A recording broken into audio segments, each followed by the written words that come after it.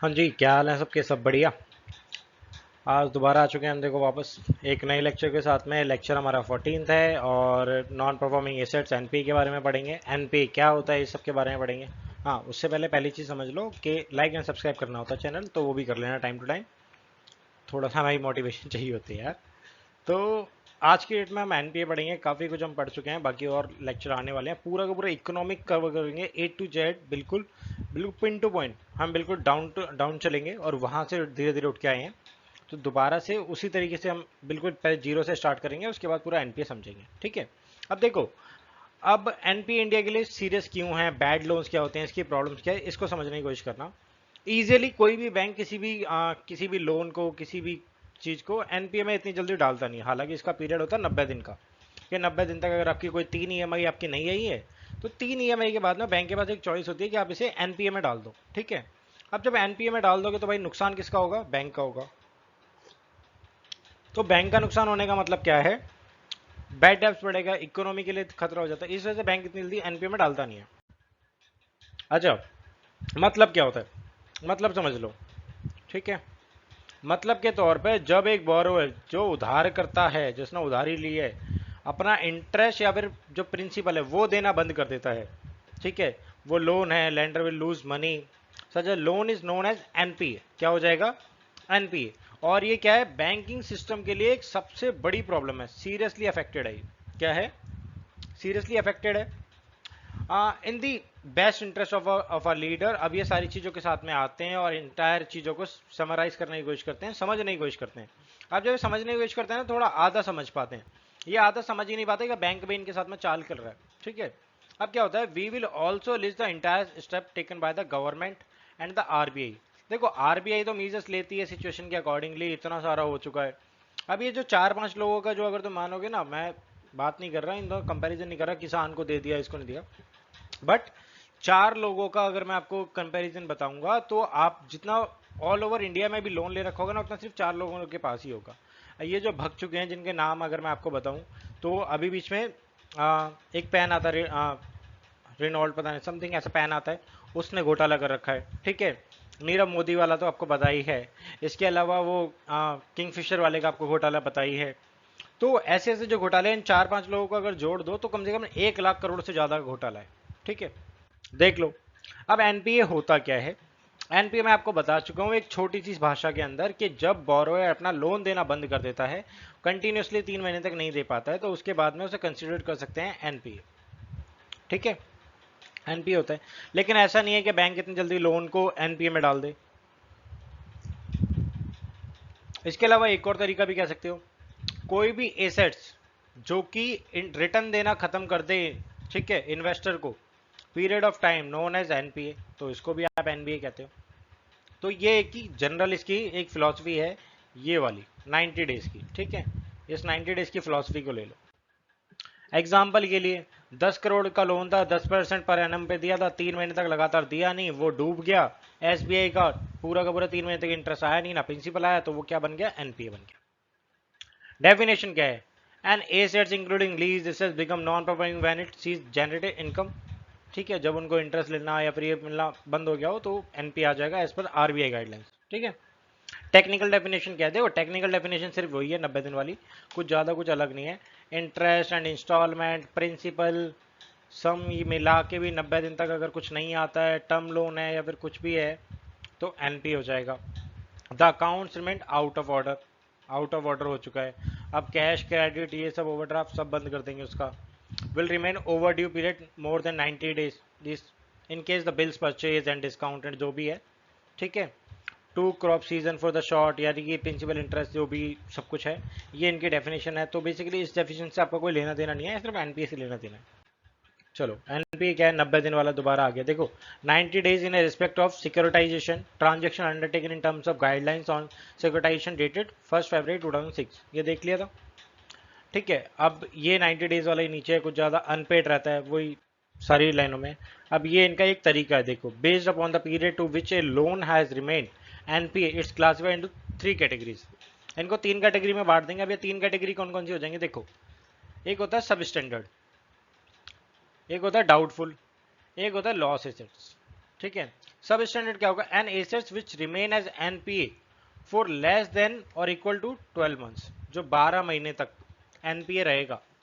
90 दिन के बाद आप डिक्लेयर कर दो, 12 महीने तक रहता है तो सब स्टैंडर्ड में। डाउटफुल में 12 महीने से ज्यादा हो जाते हैं तो क्या हो जाएगा? डाउटफुल है, आएगा भी या नहीं आएगा, क्या पता इसकी माली हालत सुधरेगी, ये देगा क्या करेगा, ये चलता है। Assets where loss has been identified by the bank और by the RBI, however there may be some value remaining in, और ये कुछ भी है जब ये फाइनलाइज कर लेंगे कंप्लीटली रिटर्न ऑफ है तो भैया ये मेरा लॉस हो जाएगा। ठीक है, समझ में आ गया?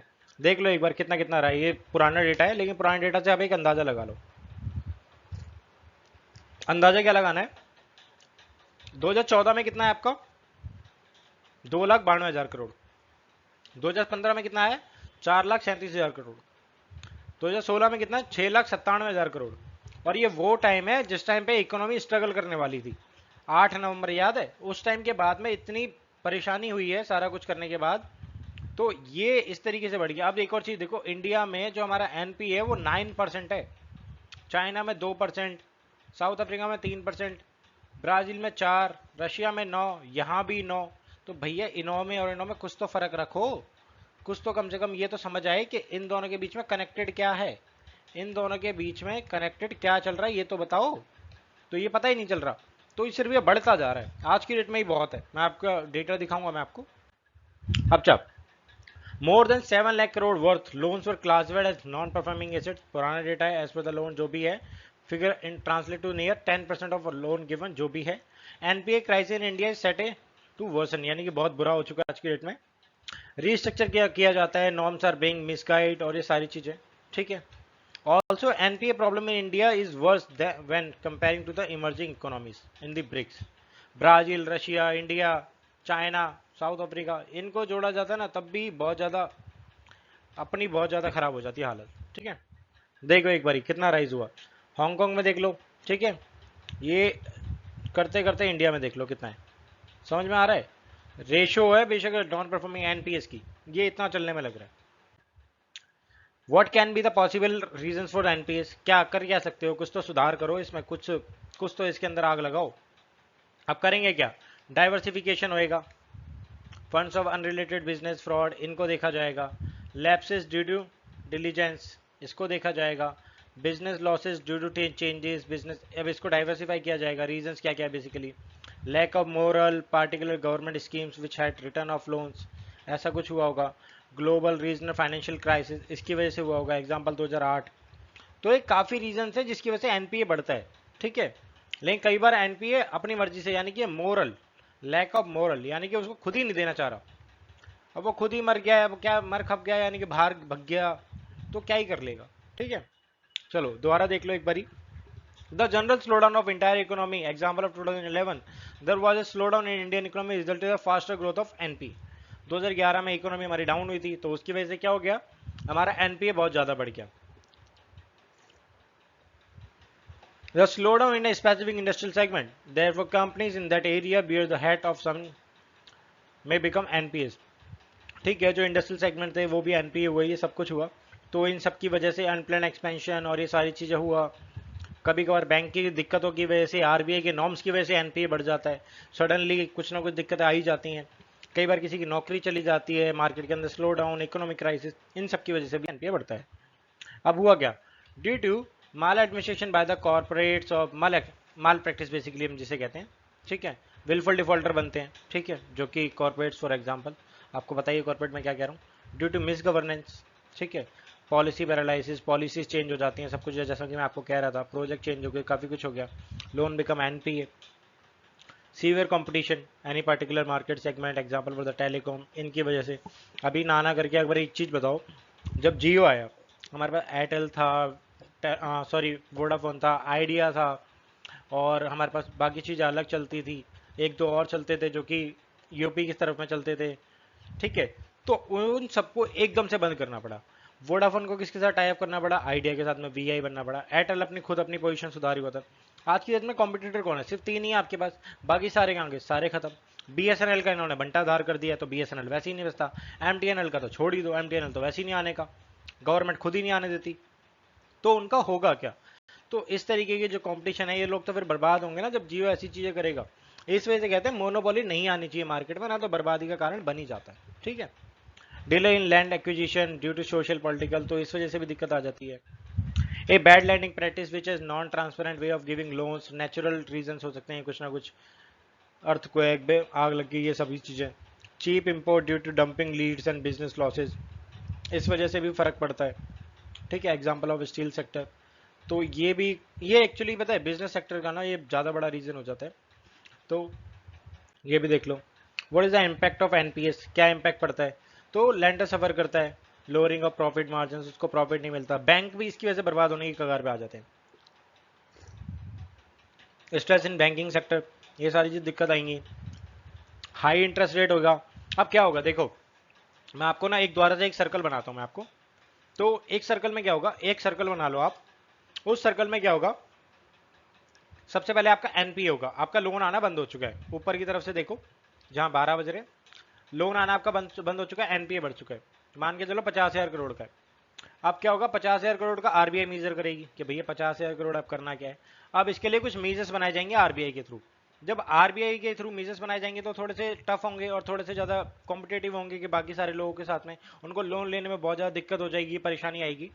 तो दोबारा से घूम के क्या आएगा, बैंक के बाद में दोबारा रूल एंड रेगुलेशन आएंगे, भैया अब ऐसे नहीं दोगे, अब इतनी आसानी से लोन नहीं मिलेगा, ऐसे ऐसे इसको मीजर करो, चाहे किसी को भी लोन दो। तो मीजर हो जाएगा। मीजर करने के बाद अब बैंक कहेगी कि एक काम करो, बहुत ज्यादा हो चुका है, अब इंटरेस्ट रेट भी बढ़ा दो। इंटरेस्ट रेट बढ़ाएंगे तो आगे जाएगा, अब कस्टमर आएगा, भैया लोन दे दो, उसे लोन मिलेगा नहीं। अब जब लोन ही नहीं मिल रहा है तो अब क्या बढ़ेगा, उसके बाद वो अपना बिजनेस नहीं चला पाएगा, या फिर बिजनेस खड़ा करना है तो भी नहीं होगा। कई बार अपना घर बनाने के लिए, कुछ और काम करने के लिए पैसा लेते हैं। मार्केट में जितना भी जो भी पैसा आ रहा है ना, वो इकोनॉमी को बूस्ट करता है। तो अब जब ये सभी नहीं आएगा तो ऑटोमेटिकली क्या होगा, मार्केट की जो डिमांड है और सप्लाई है वो धीरे धीरे कम होती चली जाएगी। तो बैंक के पास अब सेविंग्स कम हो जाएगी, मार्केट के अंदर पैसा होगा नहीं, इकोनॉमी में पैसा जाएगा नहीं, टैक्स जाएगा नहीं। तो धीरे धीरे धीरे करके एक सर्कल दोबारा चालू हो जाएगा, जहां पर अब गरीबी या फिर इकोनॉमी का गिरना चालू होगा। तो ये सारी चीजें बहुत ज्यादा इफेक्ट करती हैं। Redirect fund from the goods project और बैड वंस, तो ऐसे सारी चीजें होंगी। इन्वेस्टमेंट जो कि आपकी फंस जाएगी, अनएम्प्लॉयमेंट बढ़ेगा फिर दोबारा से। ठीक है। In case of the public sector banks, bad health, bank means bad return of share holders, ये सारी चीजें। सोशल पॉलिटिकल कॉस्ट, ये कई बार ना ये रीजन भी है, ये तो सबसे बड़ा है, क्योंकि हमारे घर में आधे से ज्यादा पॉलिटिक्स जो पॉलिटिकल लीडर्स हैं वो तो गवा रही हैं, इनको तो कुछ आता जाता है नहीं।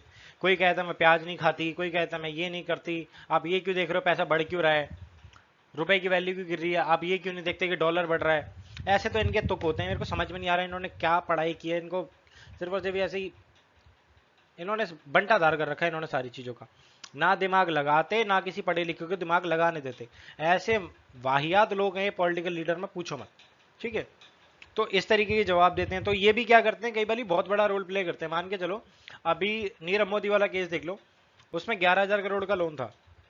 ठीक है। उस 11,000 करोड़ के लोन के लिए किसको बेसिकली परमिशन देनी पड़ती, पॉलिटिकल लीडर्स इन्वॉल्व थे कि हाँ भैया लोन दे दो, हमने बोल दिया। बैंक मना कर रही है नहीं देंगे, तुम दोगे या फिर हम आए फिर वहां पे, ये काम तो इनका चलता है। तो इनका क्या ही होगा फिर, एक चीज बताओ। और इवन अगर मैं उसकी बात करूं किंगफिशर वाले की, जब वो इंडिया से भागा था उस टाइम पे हमारे पॉलिटिकल लीडर्स को पता था वो जा रहा है, और एक पॉलिटिकल लीडर से मिलने के बाद गया है वो। तो सबको पता था वो सारा कुछ काम हो रहा है, वो जा रहा है, सबको पता था वो भगना नहीं चाहिए, लेकिन उसे भेजा गया बाहर इंडिया से। तो सबकी इन्वॉल्वमेंट होती है, सबको पैसा खाना होता है। ये इतने वाहियात लोग हैं पॉलिटिकल लीडर, पूछो मत। चलो, investor do not gate rightful returns. अब जो बैंकों ने दिया उनको रिटर्न ही नहीं आ रहा, तो फिर क्या ही करेंगे। इसी वजह से होता है कि जब बैंक ना जो साहूकार वाली हरकतें करने लग जाती हैं, बैंकों का अपना मूड नहीं है, बैंक अपने आप ही ये सारे काम नहीं करना चाहती, बैंक को ये साहूकार वाली हरकतें करनी पड़ती हैं कि आप लोन ले रहे हो, लोन अगर पहले चुकाओगे तो आपको पेमेंट करनी पड़ेगी, बाद में बिल्कुल यानी पार्ट पेमेंट करोगे तो आपको पेमेंट करनी पड़ेगी। बैंक अकाउंट के अंदर अगर आपको हमारे अकाउंट में हमारे बैंक में अकाउंट खुलवाना है तो आपको पैसा देना पड़ेगा, उसके बाद ही खुलेगा, और उतना मेंटेन भी करना है, अगर उतना मेंटेन नहीं करोगे तो हम काट लेंगे। तो कुछ तो उनकी हरकतें बेकार हैं, ऊपर से फिर वो उनको इन मजबूरी वश ये काम करने पड़ते हैं।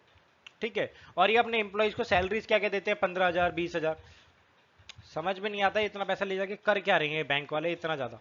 ठीक है। And related cases add more pressure to already pending cases with the judiciary. ठीक है।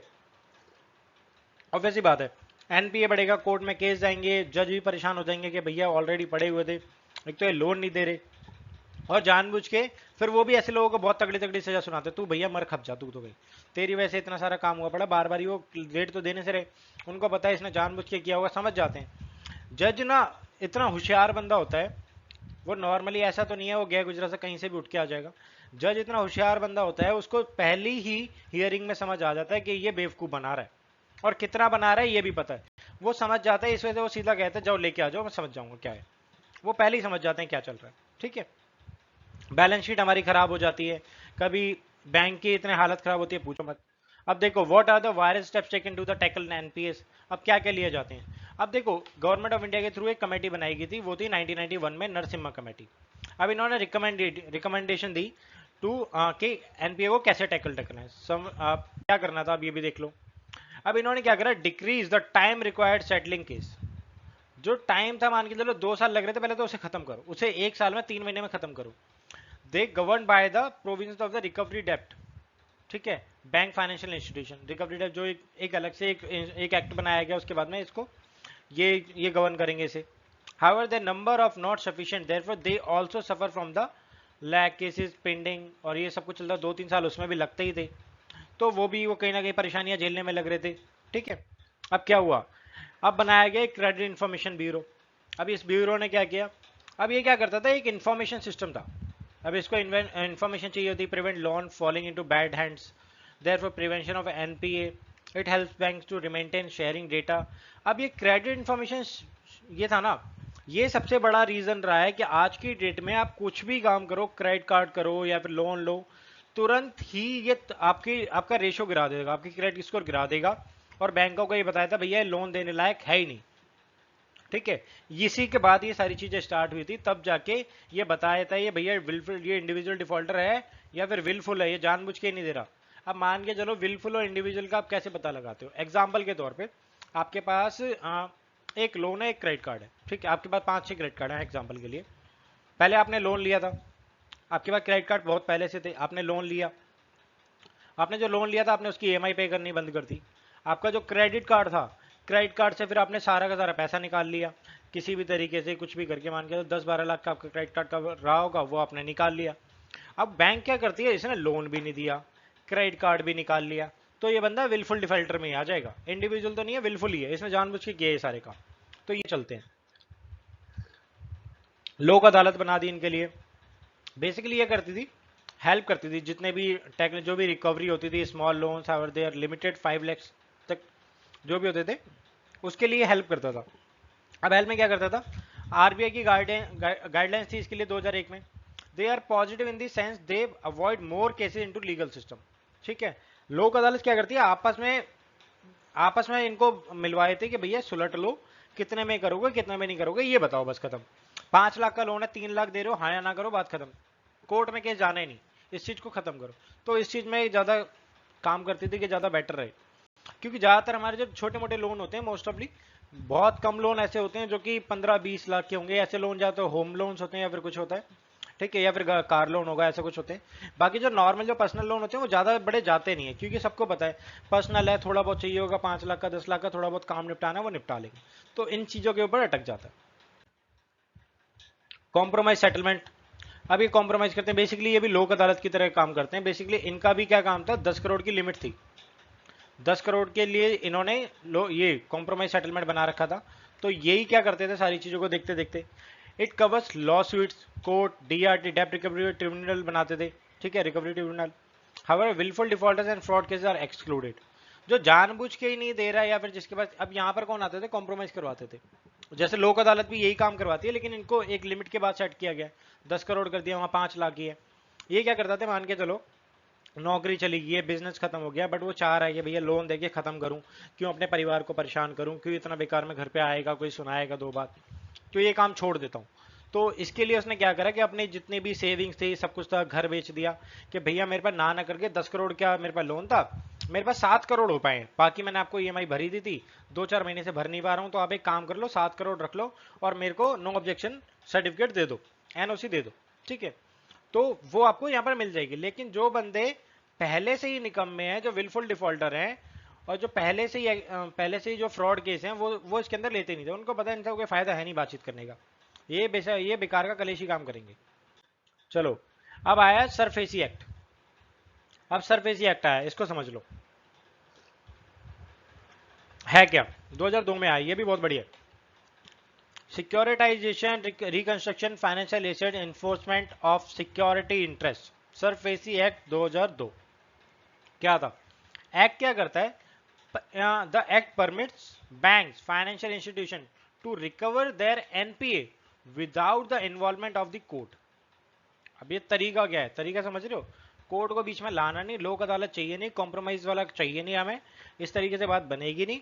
तो अब क्या करेंगे, तो acquiring the disposing of the secured assets in NPA accounts outstanding amount 1 lakh and above, the banks have to first issue a notice, then other borrowers failure to repay they can take ownership of the security। उन्होंने जो भी security दी होगी उसकी मालिक हो जाएगी, option कर देंगे।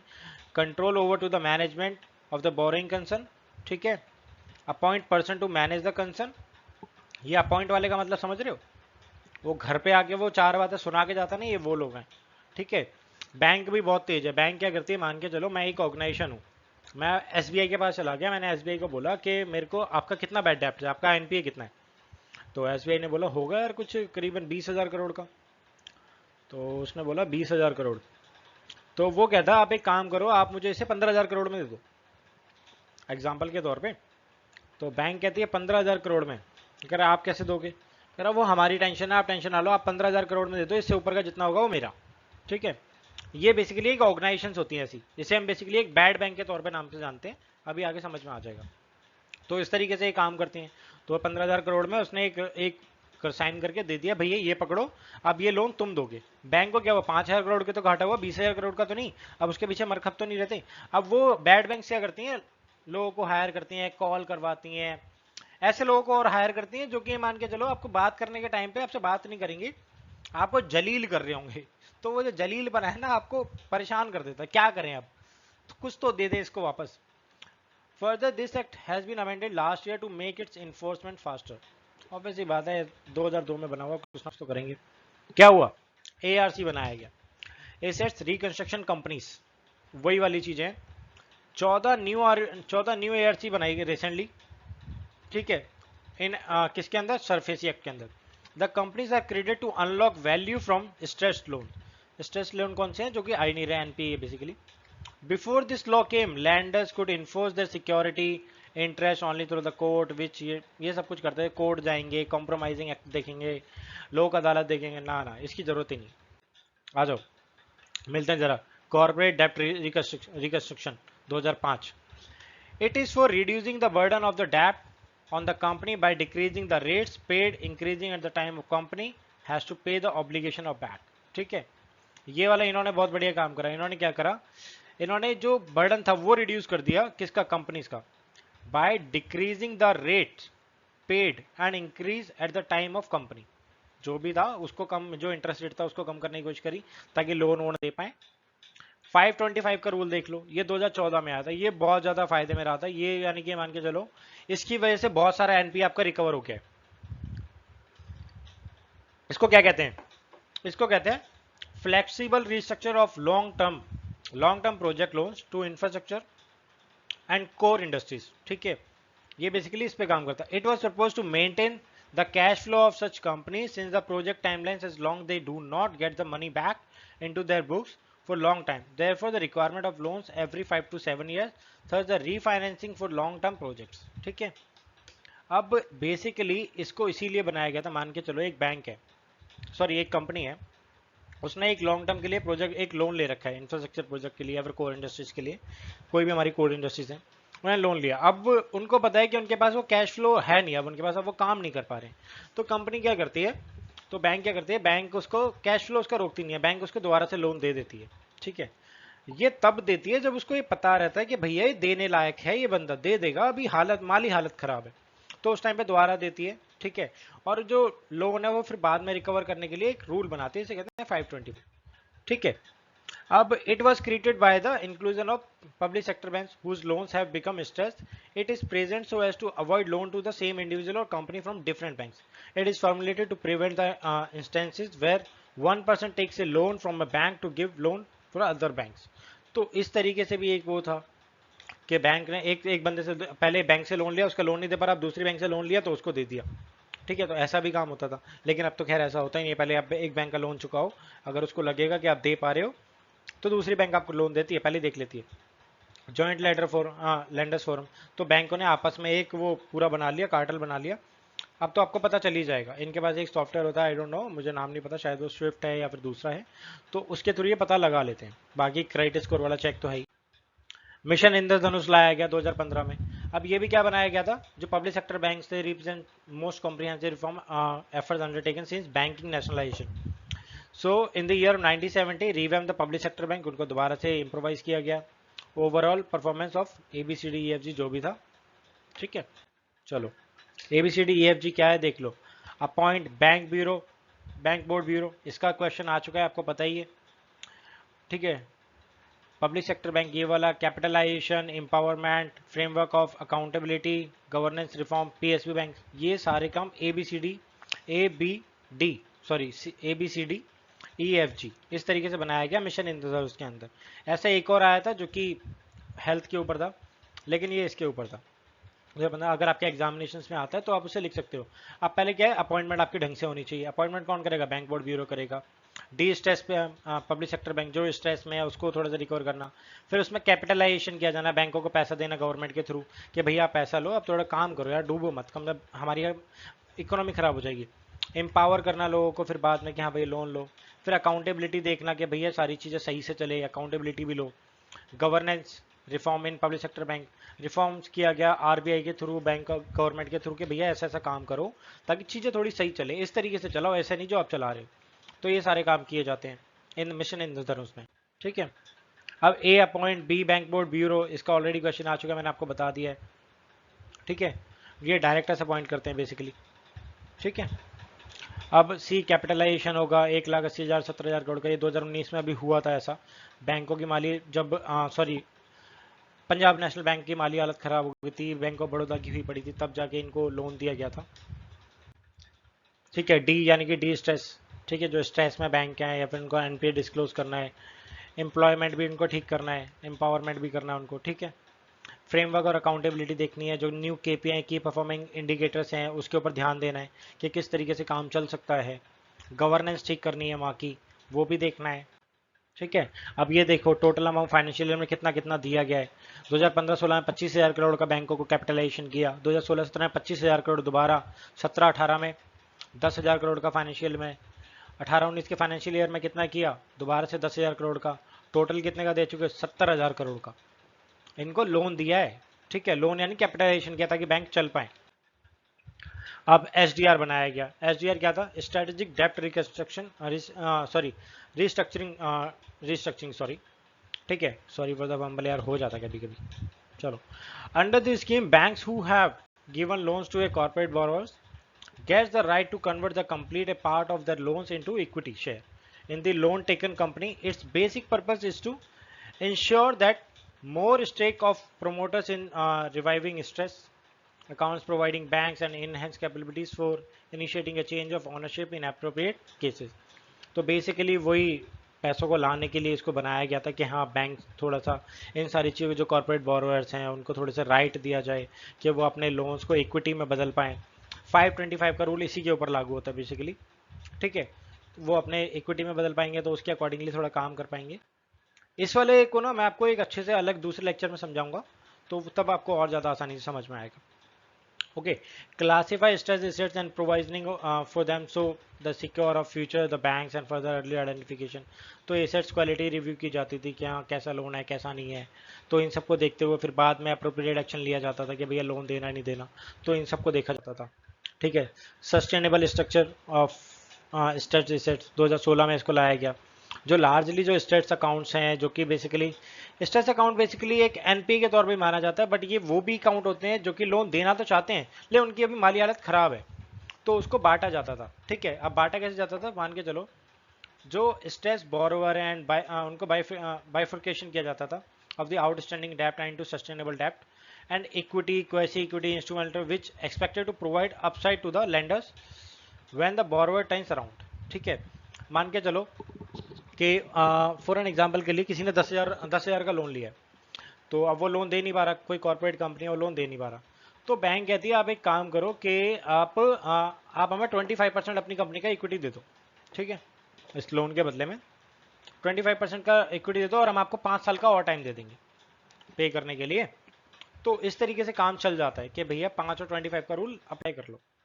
इंसॉल्वेंसी एंड बैंक्रप्सी कोड आया कि ये किसके आया था basically, it has been formulated tackle Chakravyuha challenge, economic survey के अंदर इसको लाया गया था 2016 में, Chakravyuha challenge to exit problem in India. The aim of law is to promote entrepreneurship, availability of credit, balance interest, इसके लिए लाया गया था ताकि लोगों को प्रमोट किया जाए, बिजनेस खोलो यार, खामा काम मर रहे हो तुम। रीऑर्गेनाइजेशन एंड इंसॉल्वेंसी सबको देखा गया, जो इंसॉल्वेंट हैं, जो बैंकरप्ट हो चुके हैं, पैसा नहीं दे पा रहे हैं, उन सबसे बात की जाएगी, फिर उसको देखा जाएगा, मैक्सिमाइज किया जाएगा इन सारी चीज़ों को, ठीक है, ताकि वो काम करें, बिजनेस करें, उनको और लोन दिया जाए उसके अकॉर्डिंगली, तो उसके बेसिस पे काम करने के लिए। अब public ARC assets reconstruction bank, sorry assets reconstruction company, private ARC अलग से आई, तो ये वही वाली ARC है। पारा इसके लिए और लाया गया, पब्लिक एसेट्स रिहेबिलिटेशन एजेंसी, ठीक है, तो इनको और लाया जाता है। तो ये क्या करती हैं, ये हेल्प करती हैं। पब्लिक ARC और प्राइवेट ARC में फ़र्क क्या होता है वो देख लो। देखो, this debate is recently in the news, which is about to idea of public assets reconstruction companies fully funded administered by the government as mooted by year by economic survey versus private ARC as advocated by the deputy governor of RBI Viral आचार्य के through. Economic survey क्या करता है, it is as पारा, इन दोनों को ही कहा जाता है एक तरीके से पारा, assets rehabilitation agency, okay, and recommendation is based on similar agency being used during the east Asian crisis 1997 was success, उनकी रिकमेंडेशन को देखते हुए ऐसा लाया गया था। अब ये क्या करती हैं, बैड बैंक्स आती हैं। बैड बैंक क्या करती हैं भैया, also talks formation of bad banks which take all the stress loans and will tackle its according to flexible rules and mechanism. It will ease the balance sheet of public sector bank, giving them the space to fund new projects, continue the funding development projects. ये यही काम करते हैं basically. Sorry यार, ठंडी हो गई थी चाय, पी नहीं पाया बात करते करते। चलो, 2017 में आया बैड बैंक्स आए। बैड बैंक क्या करते हैं, अब वही एक तरीके से दोबारा इनका वही मिला जुला रूप है, इन्हीं को ARC को दोबारा से बैड बैंक में कन्वर्ट किया जाता है, ठीक है। इन्हीं का पारा में एक अलग से एक पॉइंट जोड़ दिया जाता है कि भैया अब एक काम करो, पहले तो लोन ले रहे थे, बातचीत करके सारे काम होते हैं, अब एक काम करो बैड बैंक जोड़ दो। बैड बैंक क्या करेगी, अब इनसे अपने आप ही लोन निकलवा लेगी, तुम्हारे घर जाके तुमसे जो बातें करनी है वो कर लेगी और लोन निकलवा लेगी, ठीक है। समरी क्या है, समरी देख लो। The need of the hour to tackle NPA is some urgent remedial measures जो कि लेने चाहिए। Technology and data analytics identify the early warning signals, mechanism to identify the hidden NPAs, development of internal skills, credit assessment ये भी करना होगा, forensic audit करना पड़ेगा बोरोवर्स के लिए। तो ये सब कुछ इसके अंदर करना पड़ता है। आपको NPA की प्रॉब्लम इतनी छोटी मोटी नहीं है कि आप उसे इग्नोर कर पाएँ, बहुत बड़ी प्रॉब्लम है। तो इस वजह से हमेशा जब भी आप लोन वोन लेते हैं तो बैंक बहुत ज़्यादा ध्यान रखती हैं। आप एक बार कभी गलती से आप ICICI को कॉल करते हो ना, मेरा एक्सपीरियंस रहा है, आप उसको कॉल कर दो तो वो आपसे इतनी जानकारी ले लेंगे ना, इतनी जानकारी ले लेंगे ना कि पूछो मत। यानी कि आपका अपॉइंटमेंट लेटर है आपका या नहीं है, जिस कंपनी में आप काम कर रहे हो आपका आई कार्ड है वो दे दो, 12 महीने की आप पूरी की पूरी अपनी वो दे दो, शीट दे दो अपना, सॉरी डेटा दे दो अपना 12 महीने का बैंक का स्टेटमेंट वो दे दो, और कितने का लोन चाहिए, कितने पे क्या करेंगे उस लोन का, ये सारे सवाल पूछ लेते हैं A to Z करके। तो एक बार ऐसे हुआ मेरे से, मैंने लोन के लिए अप्लाई किया तो मैंने ICICI मेरे पास कॉल आ गया, तो उसने पूछा कि आप मुझे अपना जहाँ आप वर्किंग हो वहाँ का अपॉइंटमेंट लेटर दे दो। तो अपॉइंटमेंट लेटर देने के लिए मैंने उससे बोला कि आप मुझे जॉब भी प्रोवाइड कर रहे हो के साथ में। तो इस तरीके की जो चीज़ें कभी कभी हो जाती हैं, तो कई बार ये सारी चीज़ें बहुत ज़्यादा आपको इरिटेट कर देती हैं, बट समटाइम्स ठीक है, बैंक अपनी सेफ्टी के लिए सारी चीज़ें पूछती है कि भैया तुम लेके तो नहीं भग जाओगे, हमारी भी सैलरी आती है उससे। तो आज के लिए लेक्चर में बस इतना ही। बाकी आशा करता हूँ कि आप ने अच्छे से लेक्चर देखा होगा, आपने अच्छे से लेक्चर को समझा होगा, मेरी चीज़ आपको समझ में आई होंगी। नहीं आई तो प्लीज़ मुझे बताइएगा ज़रूर। मेल ID आपको मिल जाएगी आपको मेरे चैनल पे ही, ताकि आपके जो भी आप कमेंट्स दोगे, जो भी आप बताओगे, कम से कम हम उस पर इम्प्रूवमेंट कर पाए। तो आज के लिए बस इतना ही। Thank you so much. ध्यान रखिए और खुश रहिए, पढ़ते रहिए, EPFA का एग्ज़ाम भर दीजिए, लाइक और सब्सक्राइब जरूर कर दीजिए। धन्यवाद।